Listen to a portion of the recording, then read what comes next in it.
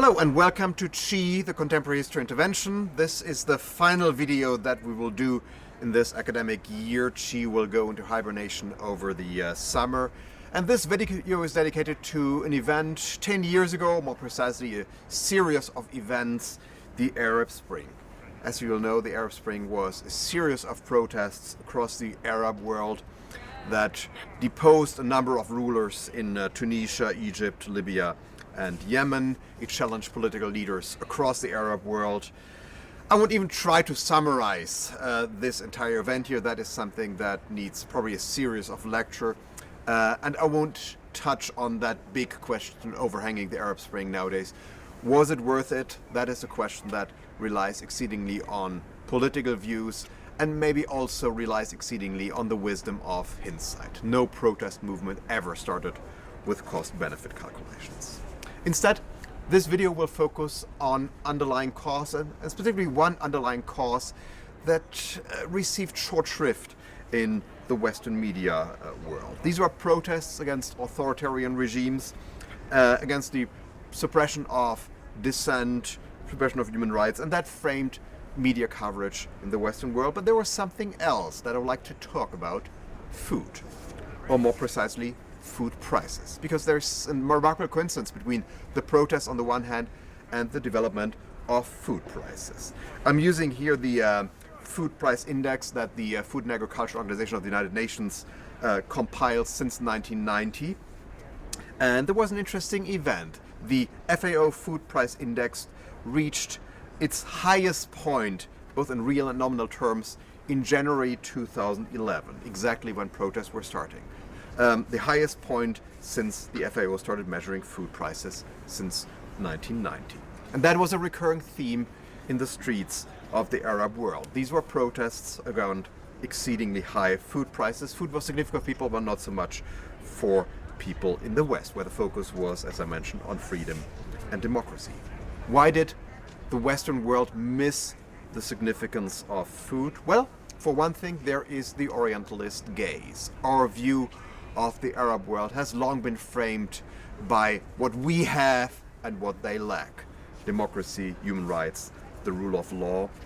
But there's something else in play here, and it's about generational experience. For those of us who grew up in the Western world, I guess the idea of food prices as something that is politically volatile is a pretty remote thought. For us, food was always there in the supermarket: cheap, abundant, and safe. I looked up, when I did the research for this video last night, I looked up where it is in the UK. Well, if you look at the expenditure for food and non-alcoholic beverage as a share of income, well, that share is pretty stable in the UK. For all UK households, it's between 10 and 12% since 2006.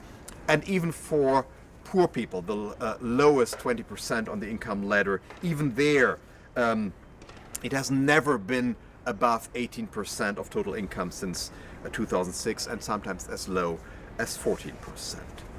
Now, as a historian, it's tempting to zoom out here and look at the entire swath of human history, and to point out here that throughout history, well, most humans have lived on the brink of starvation, and sometimes beyond that brink.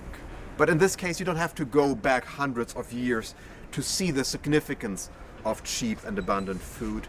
We can just look at the 1950s and 1960s, the golden years of Western capitalism, a time of uninterrupted growth, the longest period of uninterrupted economic growth in modern economic history, where we saw an increase of incomes across the entire spectrum of society. But there was something else. The 1950s and 1960s also saw a historic decline in food prices, and that mattered for the wealth of Britain and other Western countries, because it meant an increase in disposable income. Disposable income is the share of your income that you can spend as you like. Food is obviously an item that is a necessity.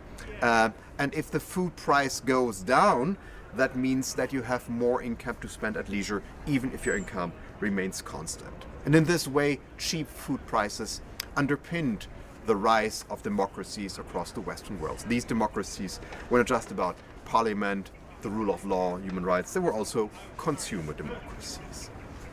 But that is a part of the post-war miracle years that did not enter collective memory. When we think about food riots, we think about something in the distant past, 19th century, maybe earlier, or in today's world, among the desperate poor. But these are not the people that we need to talk about when we talk about the underlying causes of the Arab Spring. Here I'm talking about the middle classes, people who could afford food, but who saw that food claimed an ever greater share of their limited wealth, and who saw that high increasing food prices were gnawing away at their status. And we know from plenty of research that the middle classes matter tremendously for the stability of democracies. When I did the research for this video, I discovered something else. On the website of the Food and Agricultural Organization, there is a news release of 8th of April 2021, just a few days ago, and it was about global food prices. Global food prices are rising, and they have risen for 10 months in a row now. And at this moment, in late April 2021, food prices are at its highest since June 2014. Now, I will not say that another round of protest is about to begin. Protests are certainly not about applied mathematics.